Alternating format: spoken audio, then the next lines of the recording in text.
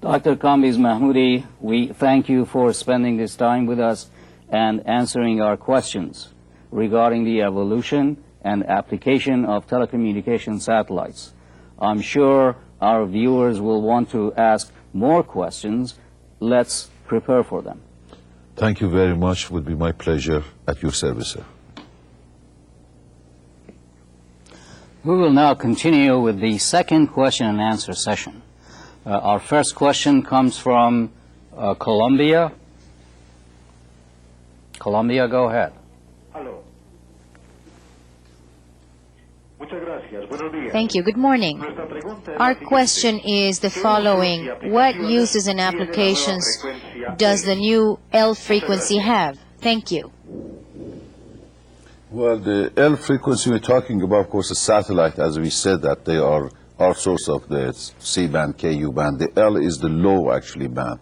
It is for the mobile, and it is used, of course, it has applications, but what we discussed here, we didn't get into these technicalities. Maybe we need, if there are enough interests in the host countries or the countries, the students in the various universities, we can get into the technicality explaining all these wave bands, the powers, how they are received and they are used.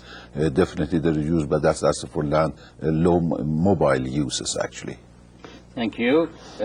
For our next question, we go to our neighboring Tijuana, Mexico. Buenos días. Yes.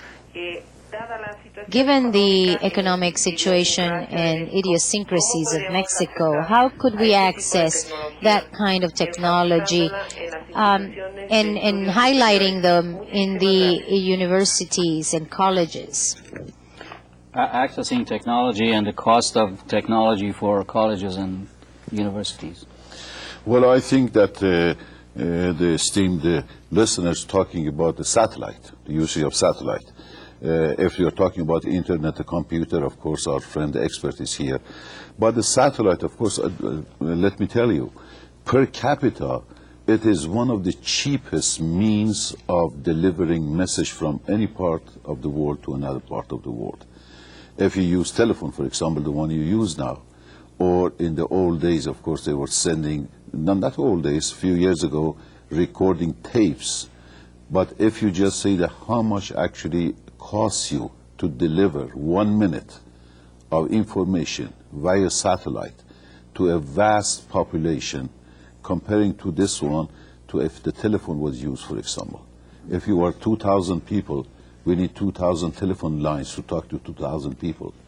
But we have with one line, per se, in the satellite. Satellite is cheap. The launching is difficult, is expensive, but when you have a national, definitely they are using that. And then you are using this by the whole nation, it's going to be cheap. Receiving antenna is not very expensive. But we are talking about other type of equipment or internet or computer. Of course, that is not my expertise, but I think the computers are growing so great. But satellite as a mean of delivery is one of the cheapest ways of delivering messages. Our next question is from Sao Paulo, Brazil. Go ahead, please.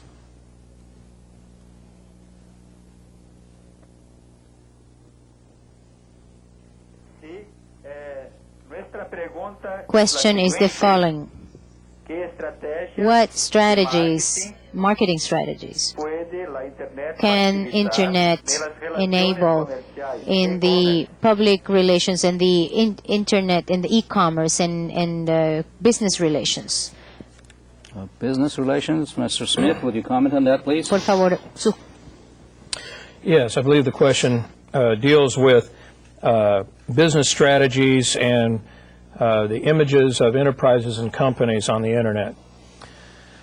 I think the way to look at that is for each enterprise to develop a strategy for how you want to use the Internet and how you want to represent yourself on the Internet. And very definitely, as you develop websites for your enterprise, they really should go through the same process of working through the public relations department and entities in your organization. Because in effect, your website becomes your online image in cyberspace. So the strategy should be to coordinate closely with the marketing and public relations departments of your enterprise and integrate the image online with your business strategy. And we have a comment from Cuba. La Habana, Cuba, please go ahead. Buenos días a todos. Buenos días. Le hablamos desde la empresa Greetings from Cimatel here in Cuba, from Cuba. We wanted to congratulate ITC and the panelists for this wonderful topic and how well presented it has been. And it is very much apropos with our goals of getting the same kind of development as other high technology countries. And the most important thing is that you have, in this program, you have mentioned that you will be touching upon similar topics in the future, and that now the associates of the ITC must apply the positive things that we have heard from you in this program. And we hope that according to our different levels of development in our countries, I wanted to thank you and congratulate you for this wonderful, extraordinary program from beginning to end. Thank you so much. This was our comment. Well, we also thank you very much for your kind comments. We appreciate your very nice comments. For our next question, we go to Panama. Panama, go ahead, please. Greetings from the bridge of the world and the heart of the world, of the universe. What are the advantages offered by the satellite communications as opposed to the fiber optics? What is the difference between one and other bandwidth? And as far as costs as well, in between these two, can you compare and contrast these two media and the costs and the bandwidth and frequency? Dr. Mahmoudi. Fiber and satellite. Thank you very much. Let me explain the fiber optic and the satellite. The fiber optic actually has replaced in a great deal the old coaxial cable or the system wiring that you had between your home and your telephone actually and the central the office of the telephone or the other houses. So fiber optic is a cable, is a wire, and it of course carries much better sound, much better picture, faster, and even with the fiber optic actually if we give you the size of a 1 millimeter diameter, if you had a copper wire which was connecting your phone to the central, now if you had the same thing you can carry maybe 10, 15, even 100 messages through this wire. So fiber optic actually has replaced, and hopefully will replace pretty soon in other parts of the world, the old cable and wiring system. Satellite actually is, when we are talking about the satellite, definitely the satellite from the uplink. For example, this picture here, you are watching me now. It is coming from coaxial cable from the camera, which is in the studio, to the the central place here, and from there actually when it's uplink to the satellite, it might be between their coaxial cable, it could be via microwave, or it could be through the fiber optic. The fiber optic actually is connecting me, my picture, to the uplink side of the satellite. That's all. From there is no wire. There are microwave waves actually which uplinks from the uplink side to the satellite, and the satellite downlink that picture or the sound to you. So the usefulness of fiber optic or the beauty of the fiber optic is from the studio to the satellite site, which you can have a better picture, you can have a better color, you can have a better sound. But from then on, the fiber optic doesn't play much role. There are two different type of things. Thank you. I hope that I have answered if I got the question correctly. So the fabric of telecommunications is actually a combination of different media. It's just not one medium that we use for sending a picture from one point to another point.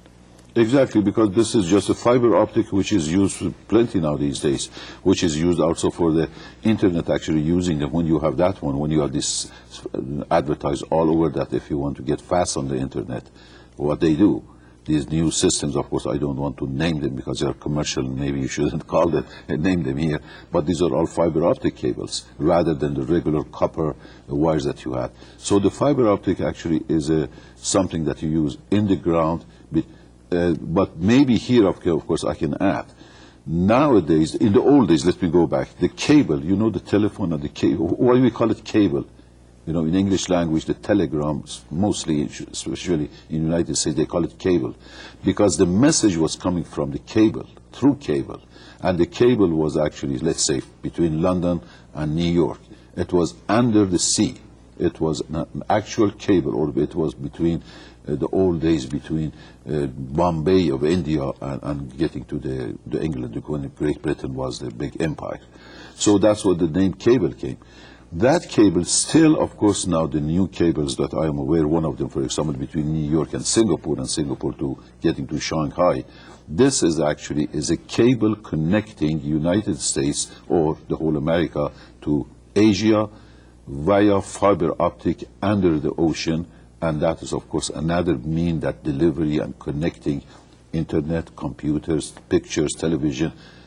This is not satellite.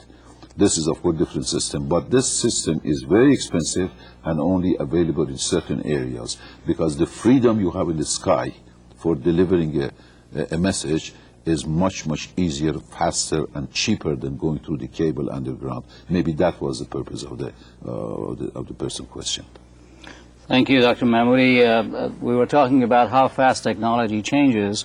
Our director advises me that now fiber optics actually connects our cameras to the backbone and then to the satellite. So we have just heard breaking story as we speak. Very good. So they see us maybe better, and the sound is much better. Exactly. Our next question comes from Caracas, Venezuela. Go ahead, please.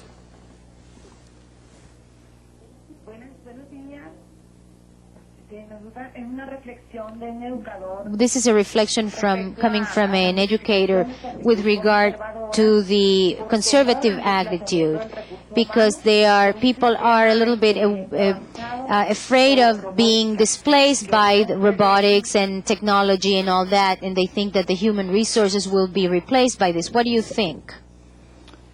Are we going to be replaced by machines or machines? Well, my good lady, you know better that you, as an educator, you could not ever be replaced by a machine. I hate to see a machine rather than you teaching me.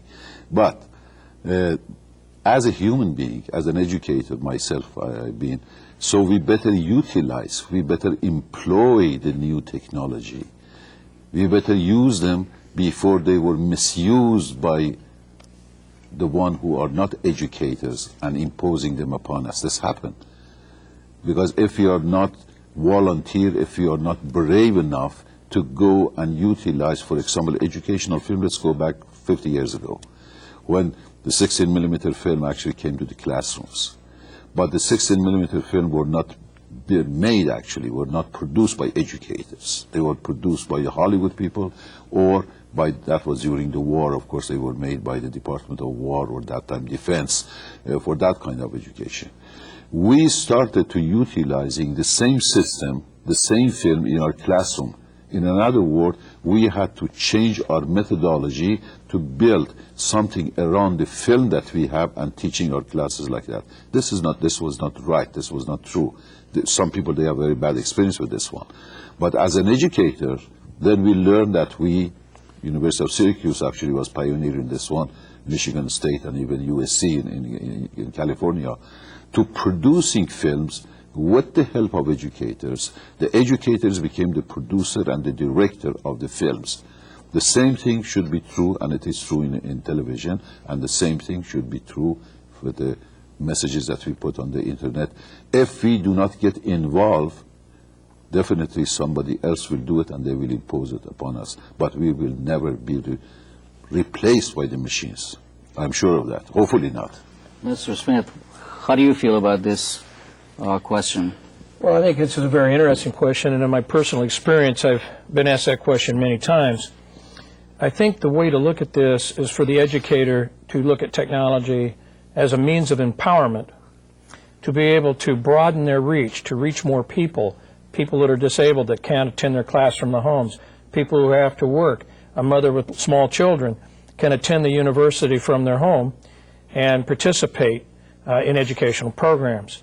So you want to be thinking about this more as an outreach. I gave a speech once, the American Library Association in Miami in June of '94, and all the librarians there were worried about being replaced by the internet and computers. And basically I said that everybody's telling the librarians that the librarians need the internet, and I happened to get a standing ovation when I said, I'm here to tell you that the internet needs librarians. And so what you want to be thinking about here is not being replaced by the technology, but as Dr. Mahmoudi has said, how you can expand and utilize this technology and change and modernize and update your educational empowerment to outreach to more people and deliver more educational products, services for your constituents. In fact, isn't that true that as technology enters education, we need to have more people involved to be able to operate technologies and be able to produce programs for technologies? Yes. Our next question comes from Mexico City, Mexico. Go ahead, please.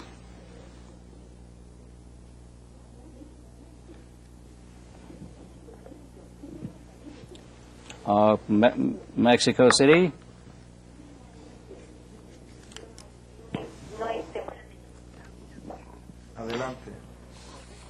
Okay, Mexico City is not online. We go to Mexico is online. Mexico is back online. Good morning. We're very happy about the content of this program. Thank you for touching on this topic. Greetings to the guests and the speakers. What are the limitations we have on the use of the internet, especially when we are using satellites? Okay, any limitations imposed by the satellites on the use of internet or vice versa? Well, I leave the internet to our good friend Mr. Smith here, but I don't believe that the satellite imposes any limitation. Because the satellites give you more lines, faster services. Of course, it all depends which satellite you are, and definitely no machine is connected directly to satellite. It could be, but always you go through the telephone lines, fiber optics, all kinds of things. But satellite actually plays a good role here, assisting, helping role. But whether the internet itself experiencing some problem because utilizing satellite rather than cables, I am not aware. Maybe you can elaborate on that. I agree with Dr. Mahmoudi on this. I think the way to look at this, that the only limitations aren't really in the technology. They're more in the investment that the given enterprise can make in the technology. So think of it this way: if you can only afford a low bandwidth circuit, then you're going to get low bandwidth quality delivery on whatever service that you're requesting from the internet. So the limitations really are more in relation to the policies of your enterprise, the policies of the country of your residence, and the investment that you make in the infrastructure. So it's not so much the internet imposing limitations on the people that use it, it's more the other way around. Our next question comes from Guayaquil, Ecuador, please. Go ahead.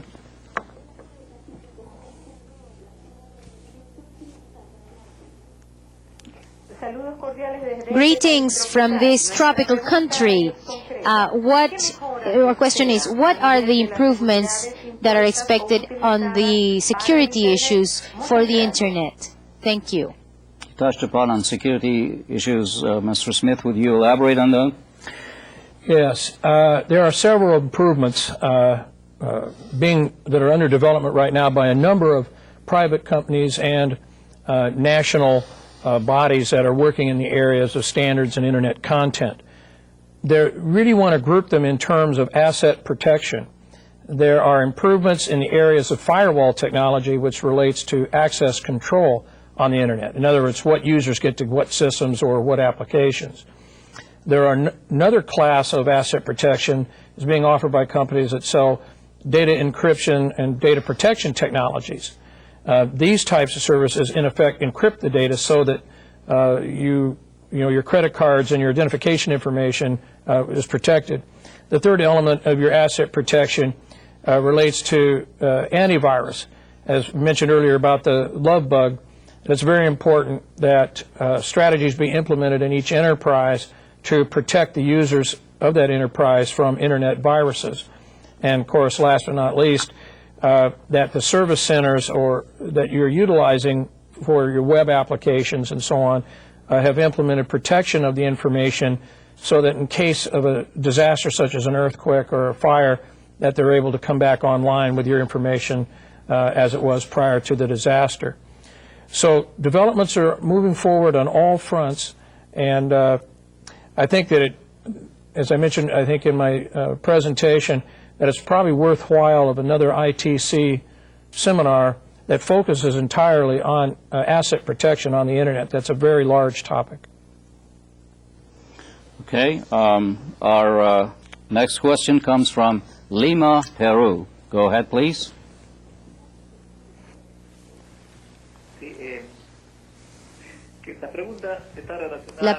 This question relates to the education topic that you mentioned before. What is the percentage of the information that travels through the internet, through this technology, rather? And what percentage of this information is educational?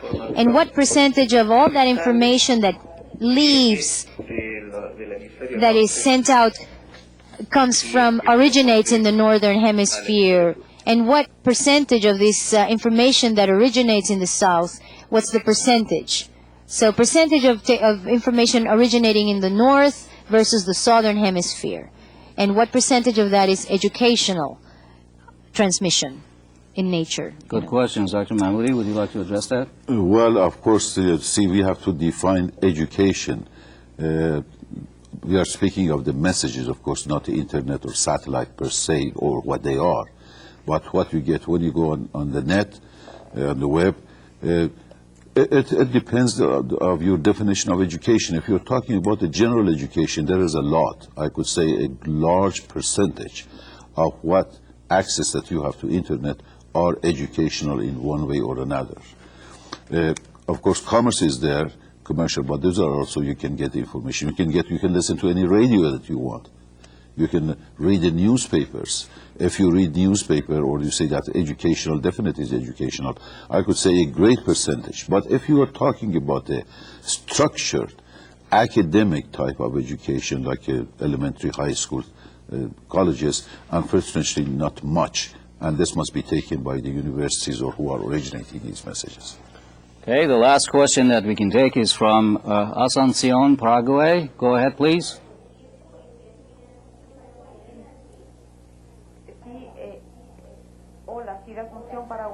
From Asunción, Paraguay, University, American University. There are any aid plans to help Latin America so that we can be more faster inserted into the new internet technology, since we are really behind with compared to the U.S. and Europe? Any this is for insight you about? Yeah, you may know more. I do know of one aid that the Gates Foundation is now starting to invest in South America in partnership with those countries. Thank you for your excellent questions, but we have run out of time. We hope that you have enjoyed participating once again in this exciting multilingual and multinational program. We invite you to participate in our 7th video conference of this year's series, which will air on July 6, entitled Transforming Know-How into Marketable Value, Process and Strategies. For additional information on the year 2000 video conference series, please consult your participants manual, where you will find the dates and specific topics for each program. You may also visit our website intectra.com. On behalf of all of us who collaborate with the International Training Center, I thank you for your enthusiastic participation and interest in today's program. Thank you, and see you again.